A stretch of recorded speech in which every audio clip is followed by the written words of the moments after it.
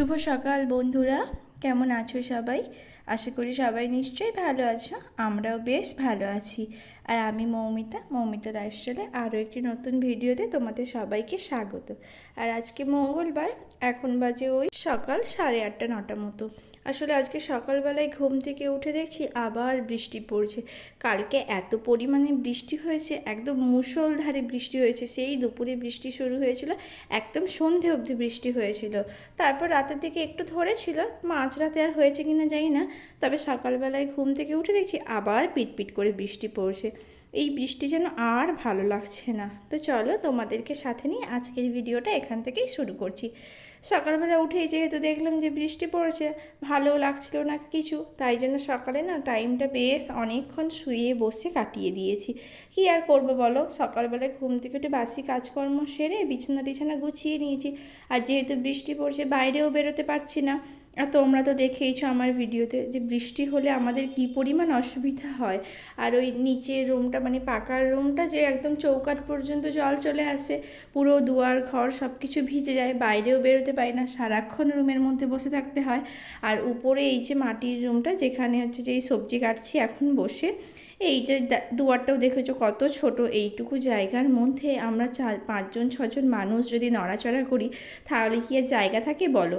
তারপরে এইটুকু জায়গা, এইখানেই আমাদের রান্না বান্না, সবজি কাটা, খাওয়া দাওয়া, বসা শোয়া সব কিছু, মানে দুয়ার বলতে এইটুকুনি জায়গা, এই জায়গাটাই আমরা ব্যবহার করি। তো তাই জন্য আর কিছুই ভালো লাগছিল না। সকালে বেশ অনেকটা সময় ঢিলেমি দিয়ে শুয়ে বসে গড়িয়েই কাটিয়েছি। তারপর যাই হোক, কী আর করবো বলো, বেলা তো গড়ছে, হাতের কাজও সারতে হবে। তাই জন্য একটু মুড়ি খাওয়ার জন্য ঘুগনি বানিয়ে নিয়েছিলাম। ঘুগনিটা বানানোর পর ছেলে মেয়েদেরকেও খাইয়ে দিয়েছি। তারপর ওই 9টা 9:30 করে আমিও একটু মুড়ি খেয়ে নিয়েছিলাম। একটু ঝুরি ভাজা নিয়েছিলাম আর ঘুগনি, ওই দিয়েই আজকে মুড়িটা খেয়েছি। বাইরে বৃষ্টি পড়ছে, কী আর করবো বলো। এই বৃষ্টির দিনে না খুব কষ্ট হয়, আর ভাল লাগছে না। তবে কী আর করি, এই তো সবে বর্ষার শুরু, এখনও পুরো কত বাকি, মানে পুরো মাস বাকি, এখনও গোটা শ্রাবণ মাস বাকি। আষাঢ় মাসেরও এখনও কিছুদিন আছে, এইভাবেই কাটাতে হবে। কী আর করব, করার তো কিছু নেই। যাই হোক, ওইদিকে মুড়ি টুড়িগুলো খেয়ে এখন বাসনগুলো ধুয়ে নিয়ে চলে এসেছি, কেননা বৃষ্টিটা একটু ধরেছে, এখন একটু বন্ধ হয়েছে, তাই জন্য বাসন কটা ধুয়ে নিয়ে চলে এসেছি। বেশি বাসন ছিল না, সবার খাওয়া হলে ধুয়ে আনতাম, কিন্তু না, সে রাখার তো আর উপায় নেই। যদি আবার বৃষ্টি চলে আসে, তখন ওই কটা বাসনও আর ধুতে পারবো না। তাই জন্য দুটো একটা যা ছিল সব কিছু ধুয়ে নিয়ে চলে এসেছি। আর এই যে এখন সবজি কাটতে বসে গেছি। বৃষ্টি হচ্ছিল, এর আগে তো 2 দিন খিচুড়ি করেছিলাম মাঝে, আর খিচুড়িও ভালো লাগছে না।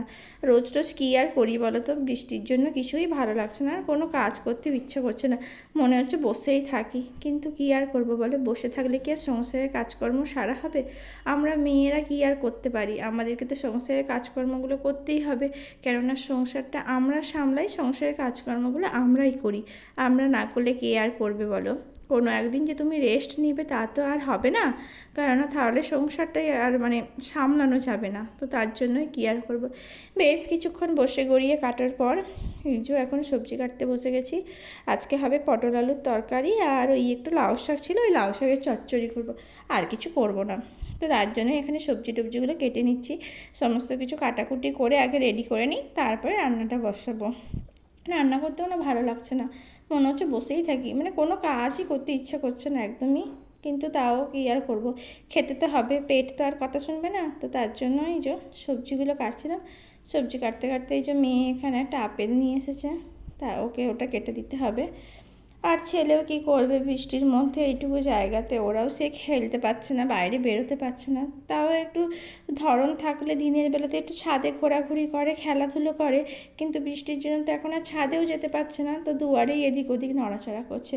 আর ওই যে আমার একটা ওড়না রাখা ছিল, ওটাকেই গলার মধ্যে নিয়েছি, নিয়ে বলছে মা আমি আজকে এটা নিয়েই খেলা করব, সারাদিন এটা নিয়েই থাকবো। তো তার জন্য আমি বললাম যে ঠিক আছে থাক, ওই নিয়েই বসে থাক, কিন্তু আমাকে তোরা ডিস্টার্ব করিস না। তাহলে আমি তাড়াতাড়ি সবজিটা কেটে রান্নাটা বসিয়ে দিই, কেননা যত বেলা হবে আবার ছেলে মেয়েদেরকেও তো খাওয়াতে হবে, ওদেরকেও স্নান টান করাতে হবে। তো তাই জন্য এখানে সবজি টবজিগুলো কেটে সমস্ত কিছু রেডি করে নিচ্ছি। আর ওই যে বদমাইশি করছিল, আবার আমাকে উঠে যেতে হলো ওদের কাছে। তারপর এই যে এখানে আমি রান্নাটাও বসিয়ে দিয়েছি। বেশ অনেকটা বেলা হয়ে গেছে, এখন প্রায় 10:30 মতো বেজে গেছে।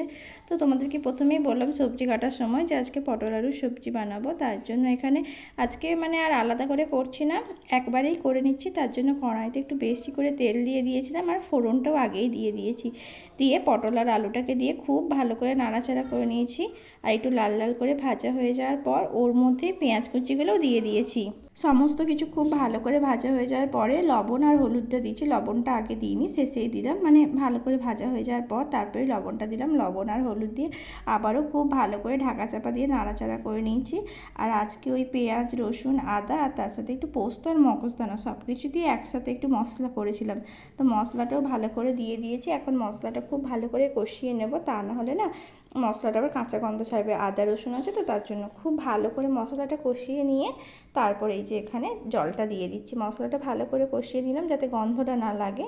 আলাদা করে করলে তো তেলের মধ্যেই করতাম, যেহেতু আলাদা করে করছিল একবারে করলাম, তাই জন্য ওই জলটা দিয়ে দিয়েছি। আর শেষে জলটা ফুটে গেলে ভালো করে নামিয়ে নিলাম। পটল আলুর তরকারি হয়ে গেছিলো। আর তারপরে এই যে এখানে লাউ শাকের চচ্চড়িটাও বসিয়ে দিয়েছিলাম। আর আজকে ওই কাঁঠাল বীজ দিয়ে লাউ শাকের চচ্চড়ি করছিলাম। তো সমস্ত রকম সবজি দিয়ে লাউ শাকের চচ্চড়িটাও এই যে করে নিচ্ছি। লাউ শাকের চচ্চড়িটা একবারে করিনি, তরকারিটাকে করে নিচ্ছি, শেষে সব মুড়ে নেবো। আর এই যে রান্না করতে করতে তারপর ওইদিকে আবার উঠে ছেলে মেয়েকে স্নান করাতে চলে গেছিলাম।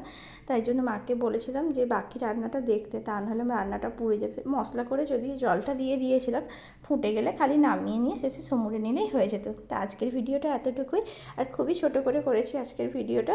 তোমাদের কেমন লাগলো কমেন্ট করে অবশ্যই জানিও। ভালো লাগলে একটা লাইক আর শেয়ার করে দিও। আর যারা নতুন বন্ধু আছো তারা অবশ্যই চ্যানেলটাকে সাবস্ক্রাইব করে দিও। যারা অলরেডি সাবস্ক্রাইব করে দিয়েছে তাদেরকে অসংখ্য ধন্যবাদ। সবাই ভালো থেকে সুস্থ থেকে, টাটা।